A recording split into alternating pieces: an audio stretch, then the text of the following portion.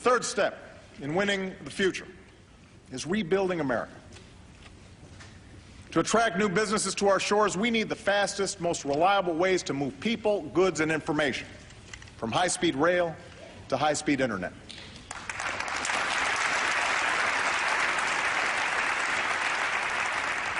Our infrastructure used to be the best, but our lead has slipped. South Korean homes now have greater internet access than we do. Countries in Europe and Russia invest more in their roads and railways than we do. China's building faster trains and newer airports. Meanwhile, when our own engineers graded our nation's infrastructure, they gave us a D. We have to do better. America's the nation that built the Transcontinental Railroad, brought electricity to rural communities, constructed the interstate highway system. The jobs created by these projects didn't just come from laying down track or pavement. They came from businesses that opened near a town's new train station or the new off-ramp. So over the last 2 years, we've begun rebuilding for the 21st century, a project that has meant thousands of good jobs for the hard-hit construction industry. And tonight I'm proposing that we redouble those efforts.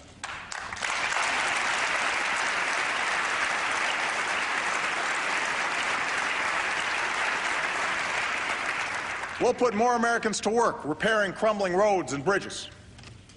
We'll make sure this is fully paid for, attract private investment, and pick projects based what's best for the economy, not politicians. Within 25 years, our goal is to give 80% of Americans access to high-speed rail.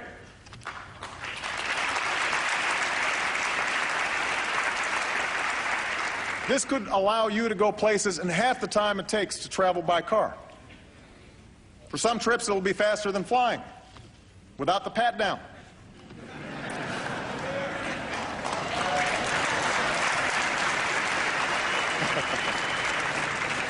As we speak, routes in California and the Midwest are already underway. Within the next 5 years, we'll make it possible for businesses to deploy the next generation of high-speed wireless coverage to 98% of all Americans.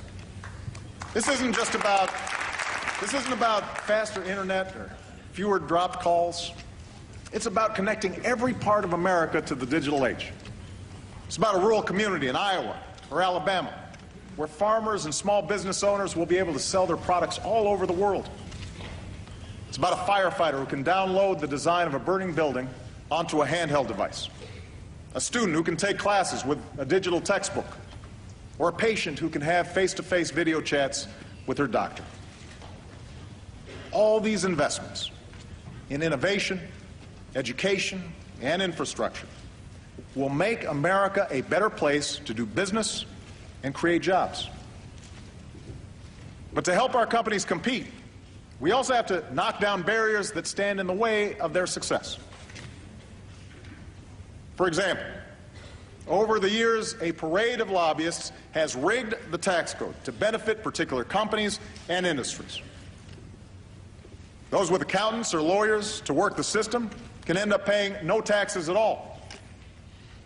But all the rest are hit with one of the highest corporate tax rates in the world. It makes no sense, and it has to change.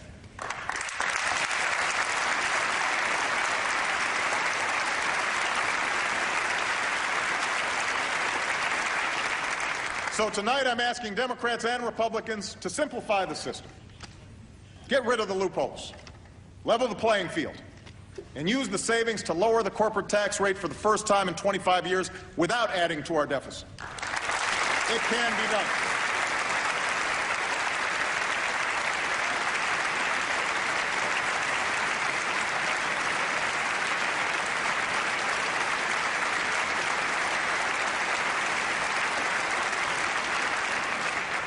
To help businesses sell more products abroad, we set a goal of doubling our exports by 2014.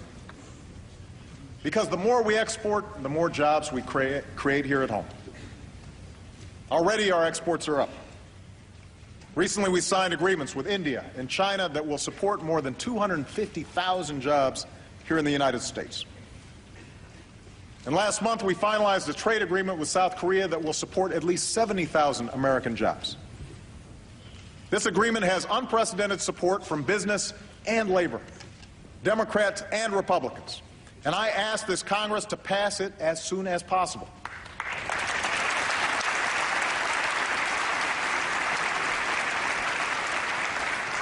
Now, before I took office, I made it clear that we would enforce our trade agreements and that I would only sign deals that keep faith with American workers and promote American jobs. That's what we did with Korea. And that's what I intend to do as we pursue agreements with Panama and Colombia and continue our Asia-Pacific and global trade talks.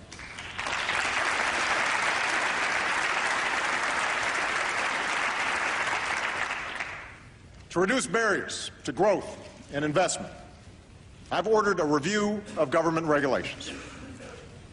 When we find rules that put an unnecessary burden on businesses, we will fix them.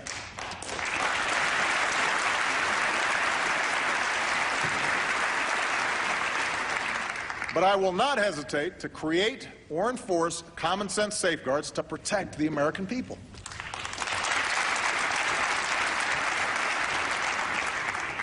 That's what we've done in this country for more than a century. It's why our food is safe to eat, our water is safe to drink, and our air is safe to breathe. It's why we have speed limits and child labor laws. It's why last year we put in place consumer protections against hidden fees and penalties by credit card companies, and new rules to prevent another financial crisis. And it's why we passed reform that finally prevents the health insurance industry from exploiting patients.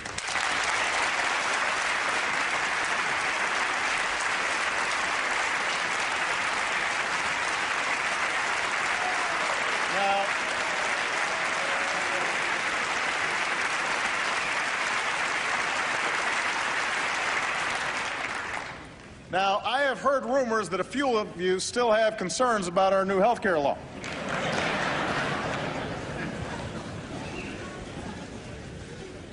So let me be the first to say that anything can be improved. If you have ideas about how to improve this law by making care better or more affordable, I am eager to work with you.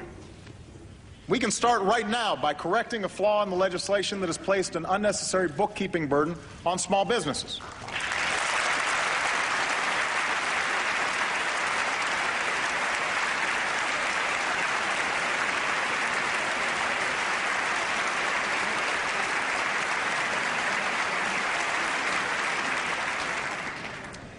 What I'm not willing to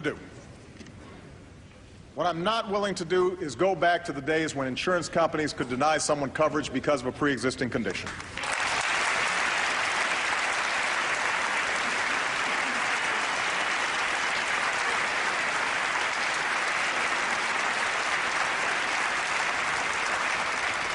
I'm not willing to tell James Howard, a brain cancer patient from Texas, that his treatment might not be covered. I'm not willing to tell Jim Hauser, a small businessman from Oregon, he has to go back to paying $5,000 more to cover his employees. As we speak, this law is making prescription drugs cheaper for seniors and giving uninsured students a chance to stay on their parents' coverage.